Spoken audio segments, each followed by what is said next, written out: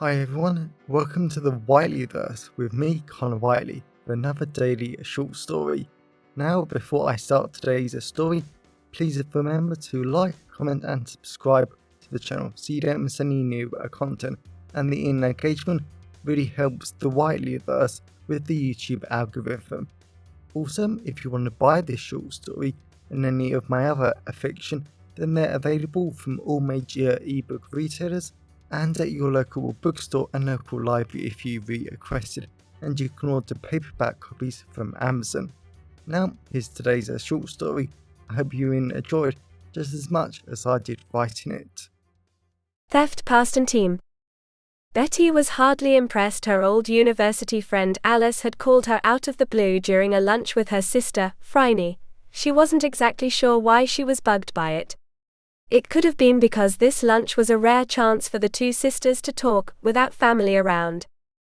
As Betty walked down the grey cobblestone high street of Canterbury, England, she felt a wave of energy pulse through her. There was something great about walking in a student town. All around Betty, there were tens or maybe even hundreds of university students of all different ages, weights, colours and heights walking up and down the high street. They were all laughing and talking and chatting with one another. For a moment Betty missed how she and her old friend Alice had spent hours talking each day. Sometimes about boys, sometimes about horrible lecturers, sometimes about the future. Betty had no idea what Alice did nowadays. Their friendship had ended quickly enough actually Betty wasn't sure why the friendship had ended. They were friends one evening but not the next morning, and Betty never knew why. Continuing to stroll down the high street, Betty loved all the little shops and restaurants that were infused with the stunning architecture of the buildings. They were lovely in Canterbury. Betty loved it how even the most posh and expensive brands had managed to keep their elegance, but add nicely to the stunning history of the high street. As she walked past Hotel Chocolate, Betty had to resist the overwhelming temptation to go inside. The smell of rich dark chocolate and other intensely sweet combinations, hints of nuts and fruits, scented the air too. It was delicious. Betty could almost taste the amazing chocolate in her mouth. Continuing to walk down the high street, smiling to herself as she walked past more impressive buildings from the Tudor period, with their white walls and intense black beams of wood. Betty looked forward to seeing her friend. All this amazing architecture and the youthful energy of the students had made her excited. On the phone Alice had said something about a theft or robbery, but over the background noise of cathedral bells and the singing of hymns, Betty couldn't make it out. Turning her head, Betty saw the immense spire of Canterbury Cathedral. It stood there like an imposing guardian over the city, always watching to make sure everyone was safe, no matter who they were. As much as Betty wanted to believe that, she knew that wasn't the truth. Crime could and would happen anywhere regardless of what religious figures claimed to watch over the city. As Betty passed a few side streets that were packed with seating from more amazing specialized cafes, Betty breathed in more stunningly scented air that was rich in bitter coffee and sweet cakes. Betty really wanted to stop in one of them and have a slice of cake, as her and her sister didn't even get to that portion of their lunch. She wasn't impressed. A part of Betty wanted to stop and cock her head and focus on the passing crowd. Alice had said she would be walking up the high street, and they would meet in the middle. But Betty was easily 3/4 of the way down the high street. There was no sign of Alice in the slightest. After a few more moments Betty stopped walking and moved over to the side of the high street, feeling the hard cobblestone ground under her feet. She was about to call Alice when she saw a large woman in a poorly fitting black coat walk towards her. It took everything Betty had not to smile at her friend, not because she was being or wanted to be horrible, but because all throughout university, Betty had been a lot larger than she was today, and Alice had always bullied her about it. So seeing Alice was about 20 stone, and it looked like she was struggling to walk up the high street, Betty didn't know what to think. To help put Alice out of her misery, Betty walked up to her, hugged her and tried not to gag when she smelled Alice. It quickly became clear to Betty that she was the one who ended up better in life. But she couldn't understand how, at the end of university, it was Alice who had been headhunted for her amazing skills at accounting and computers. It was Alice who had all the top grades, and it was Alice who had all the lecturers dying to give employers their letter of recommendation. Betty never quite understood why it mattered who the recommendation came from. Sure, some of the lecturers were the best in the world, but at the end of the day it was just a recommendation. A part of Betty wanted to learn what had happened to Alice. This was not the Alice she remembered, but she'd be lying if there wasn't a hint of smugness in her over landing on top. "Hi Betty girl," Alice said. Even the way she spoke had Betty puzzled. When she was at university, Alice only spoke proper English. She didn't speak common Alice's words or slang. "Why you call me?" Betty said, sounding a lot more direct than she meant. "Come on Betty." "No, hi, how are you? You haven't seen me for years." And that was the point. Betty realized she didn't want to be here. She wanted to be having dessert with her sister, a person who was extremely annoying and judgy, but a person who still phoned her from time to time. "I'm sorry, but you haven't called me in years." "Why now?" "You haven't called me either." That was a fair point, and one that Betty didn't have an answer for. She tried to think up some kind of excuse, an idea or an outright lie to make up for it. But she knew she didn't need to justify herself to Alice. "Alice, I'm sorry, but I have client meetings today. Please tell me why you called." Betty was lying, but she didn't care at this point. She was mad. "Fine Betty girl. I got robbed by some punk kids back there outside Weatherspoon. I saw your social and saw your close by." Betty cocked her head. Alice was checking her social media. She didn't know if that was creepy or not. Especially as Betty never used it, her Facebook wall was only filled with things she was tagged in. "What did they steal?" Betty said. A part of her wanted it to be something so small and minor, she would easily forget about it, and make up another excuse for not helping her. But she doubted it would be that easy. "Betty girl, they stole my phone. I need more." Betty tried not to shake her head or sound judgmental, but she really failed and she knew it. "Betty girl, I need my phone. It has pics of my dead hubby and my parents." Her eyes narrowed on Alice. She had no idea she had a husband now, and as far as Betty knew, her parents were alive. But that meant nothing in the real world, considering she hadn't spoken to Alice nor her parents for years. So she needed to play it cool. "I'm sorry to hear that. I always liked them." That was a half-truth at least. Betty did like how they treated her and they were funny people. But Betty had learnt the hard way to never even joke that Alice wasn't perfect or a perfect student. With that memory in mind, Betty remembered she wasn't here as a friend. She was here as a private eye, and that meant she needed information and money. "What did the kids look like?" Betty asked. "I don't know. They were tall, wearing black, they were white and young. Maybe uni students." "Any logos, tattoos?" Alice smiled. "Yes. They all had a university logo on their black things. Maybe hoodies." The logo was a large dragon. Betty rolled her eyes. Alice was hardly the best witness, but at least Betty knew the logo. Her wonderful nephew Sean had told her how him and his boyfriend had flickered through the sports societies at their university, and somehow the conversation had moved on to their weird logos. The weird dragon head on a black background was one such logo. "Y'all wanna know about money?" Alice asked. Betty nodded. "Pay ya 100 for finding my phone." Betty looked at the hard cobblestone ground for a few seconds, as she considered her offer.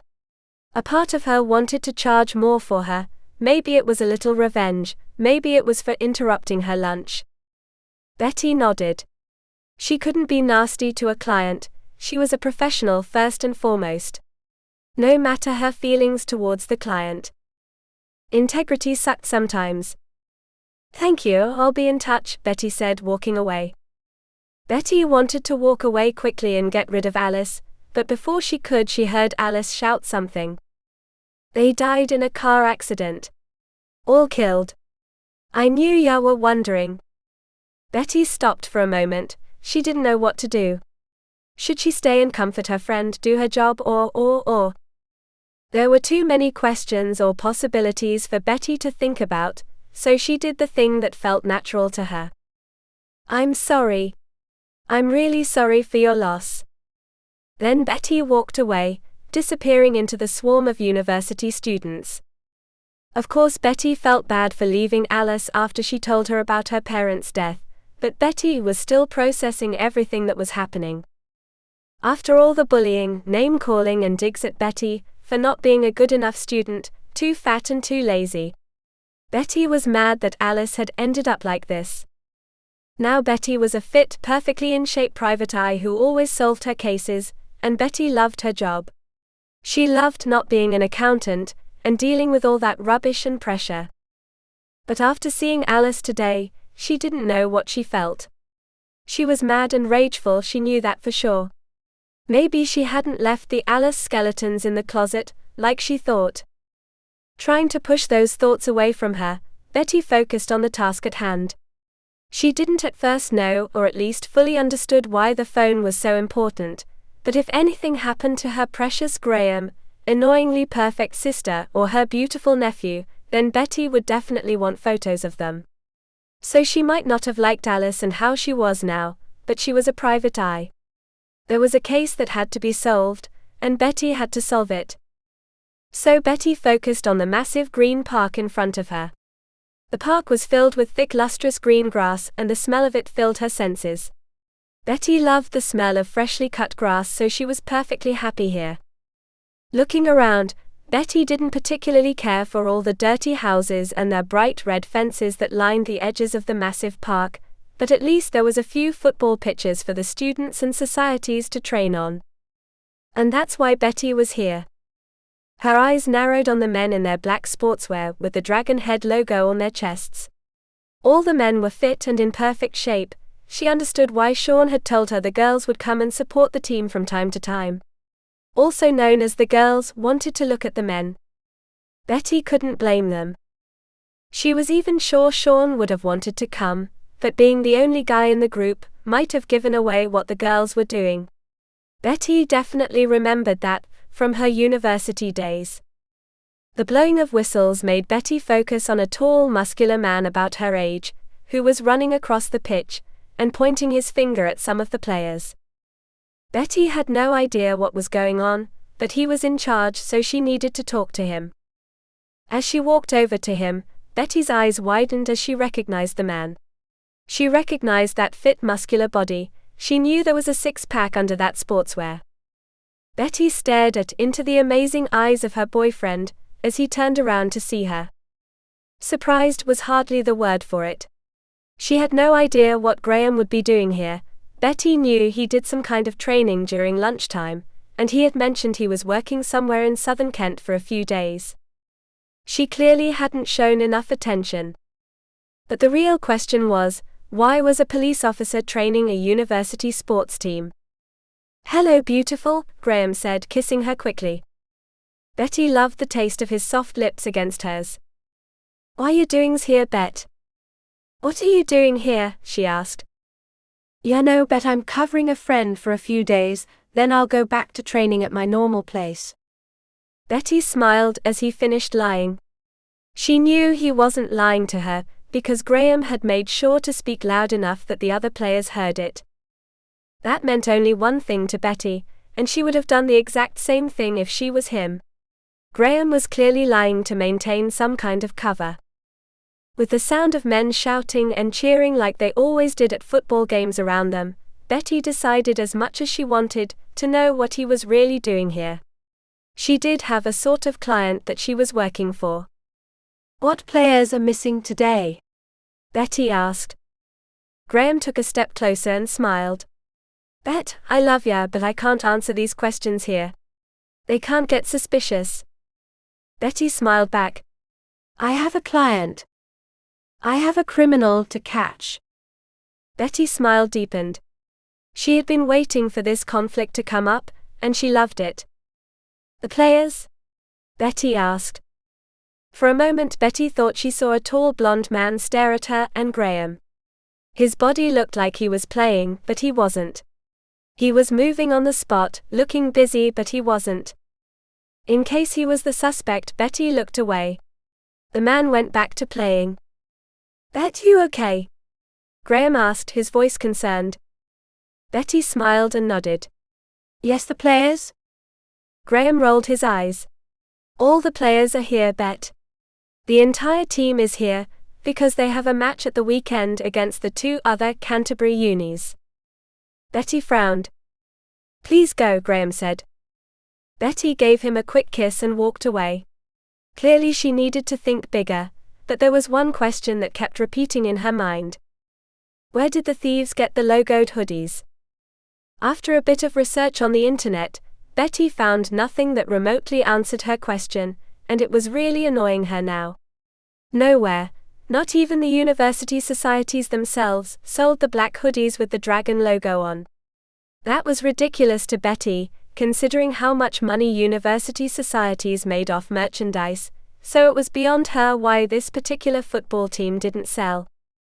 A part of her wanted to give up, but there was something interesting and exciting about this case. She had to get the phone back so Alice would remember her dead husband and parents, but she didn't know how. Betty pressed her back against the cold glass window of one of the many shops along Canterbury High Street, breathing in the nutty scented air from a nearby cellar of sweet roasted nuts. She watched the hundreds of university students that talked, laughed and shouted as they walked up and down the street with their friends. That's when Betty realized why she was really mad with Alice. It was partly because of the bullying, and all the nastiness that she'd mistaken for true friendship. Betty was annoyed that Alice had left her. They were a team, a duo with another few friends. They were a team that did everything together, shopping, talking, studying, and more. Betty loved them all. They were her team, her family. So when they all abandoned her, Betty knew she had lost too much. That was probably why it had taken her so long to get with Graham. She needed time to recover and learn how to be with a group again. A team? Betty smiled as she remembered she was part of a team, an unofficial one but still a team that loved her. If anyone knew how to get university wear outside of proper channels, who better to ask than a university student? As Betty phoned her nephew Sean, she considered hanging up in case he was in a lecture or something, but she was on a case. Nothing else mattered. "Hi Auntie, in a study group." "Make it quick," Sean said. "If I wanted a uni sports hoodie, with a logo without anyone knowing, how would I do it?" "Easy. Go to a team member, pay them. They say they lost theirs and they get it for you." Betty didn't know how Sean knew the answer without thinking, but she had her information. "Thanks, see you soon," Betty said, hanging up. As she breathed in the nutty scented air, Betty tried to think about it. She didn't have time to interview all the players on the team, and Graham wouldn't let her question them again. She wasn't even sure she wanted to. Betty loved her work, but even she knew when to draw the line between her case and police work. The sounds of students walking and talking made Betty smile as she remembered a tiny detail. That blonde man from earlier, he was watching her, he was interested. Betty stopped her thoughts immediately. She knew she had to talk to that man, but if he was the criminal Graham was after, she couldn't cross that line. She hated the idea of Graham losing a case over her. She didn't want to be that sort of private eye. At Private Icon, there were always stories of private eyes putting themselves and their cases over their loved ones. They all ended in breakups, divorces, and even fights. Betty swore she would never do that to herself. She had to talk to the blonde man though. Dialing her phone again, she had an idea.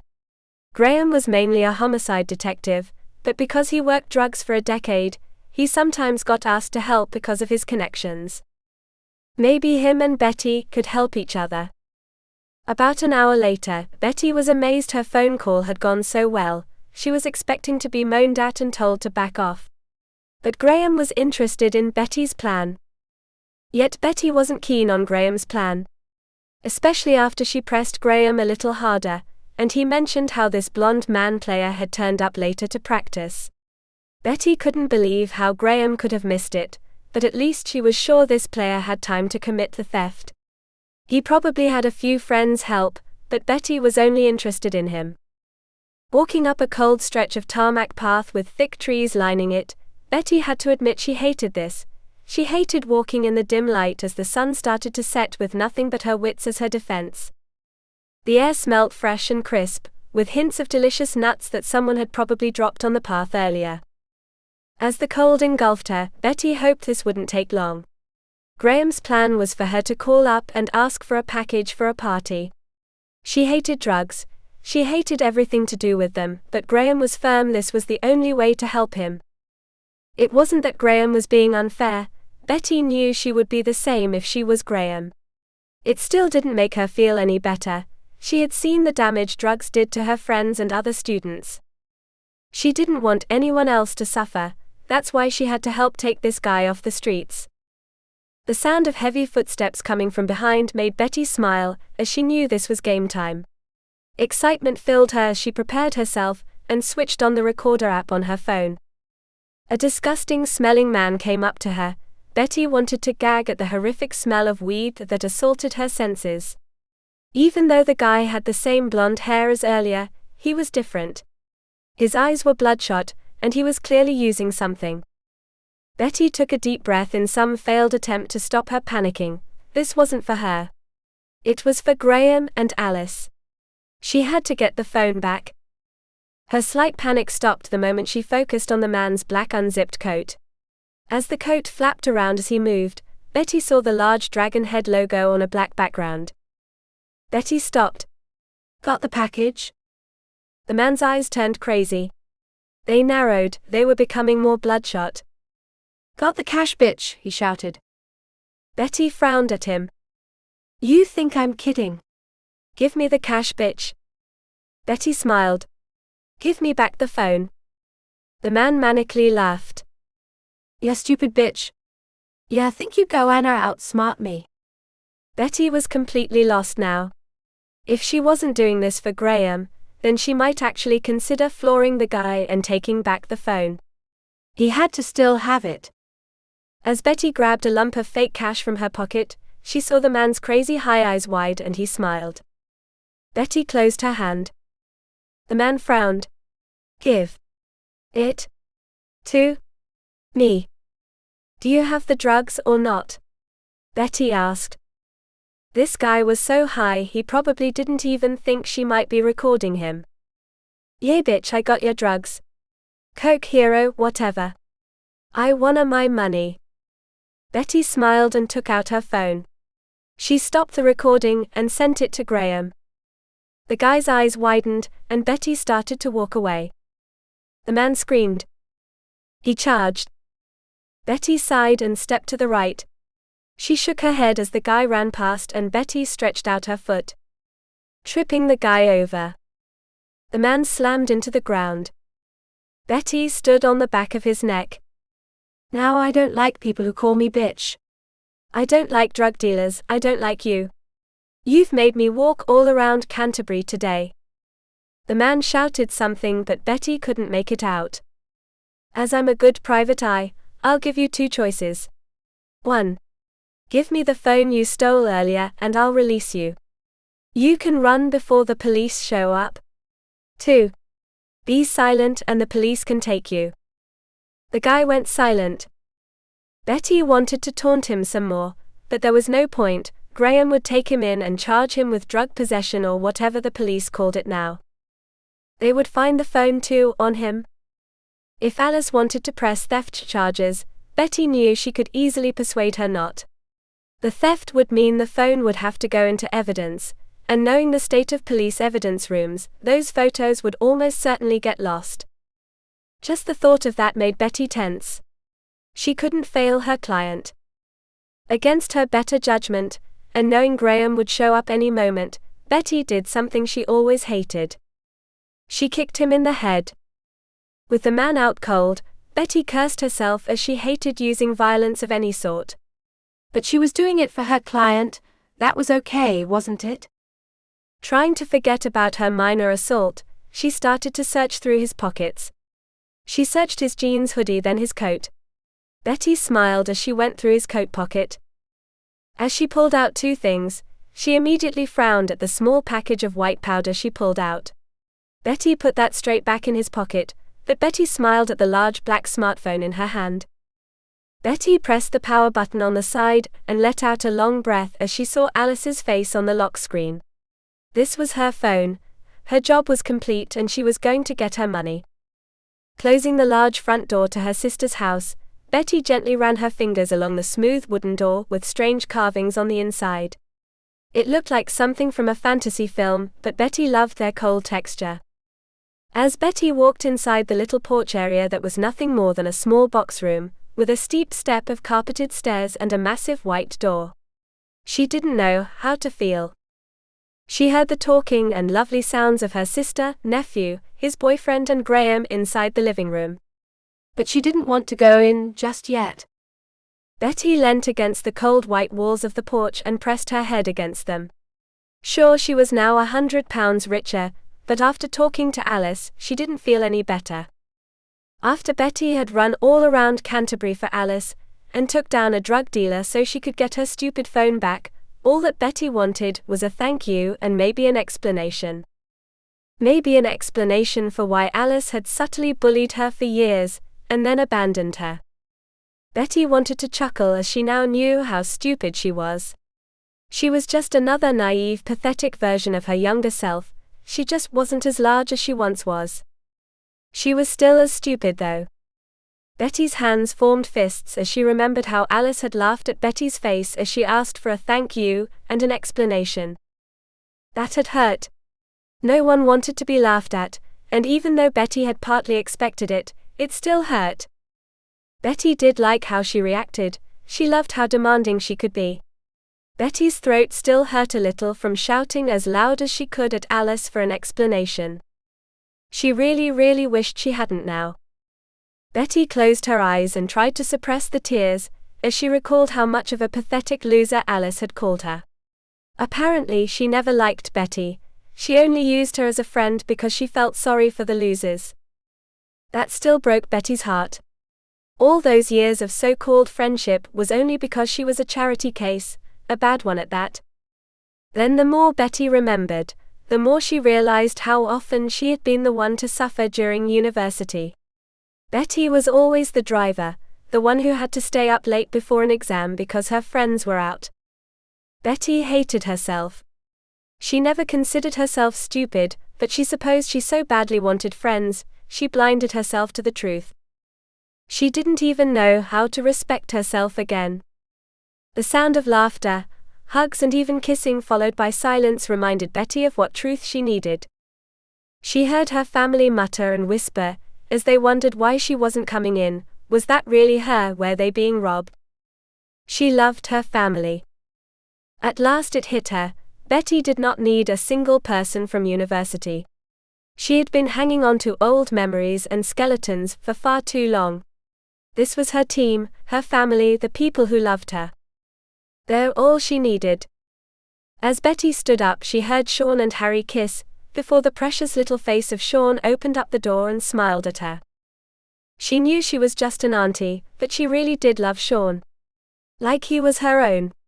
In fact, she loved all her family and extended family, like they were her own. They were her team. So as she walked into the living room, she forgot about the past and looked to the future and her family. Whatever team she thought she'd lost, she had more than made up for. And that was more than fine by her. Welcome back everyone, it's me again, Connor Whiteley. So I really hope that you enjoyed today's story, because I flat out love writing, creating stories and sharing them with you. If you really enjoyed today's story, then please remember to like, comment and subscribe to the channel so you don't miss any new content, and the engagement really helps the Whiteleyverse with the YouTube algorithms. And if you want to buy this short story or any of my other fiction, then they're available from all major ebook retailers and you can get them from your local library if you requested and you can order the paperback copies from Amazon, your local bookstore or local library if you request it. Lastly, if you want to support the channel on a one-off basis, then you can now buy me a coffee at buymeacoffee.com/ConnorWhiteley. Also, if you know anyone who would enjoy today's story, then please share it with them. I'm always really grateful when you wonderful people help us spread the word about the channel. So, thanks for watching the Whiteleyverse, and I'll see you again soon. Have a great day, everyone.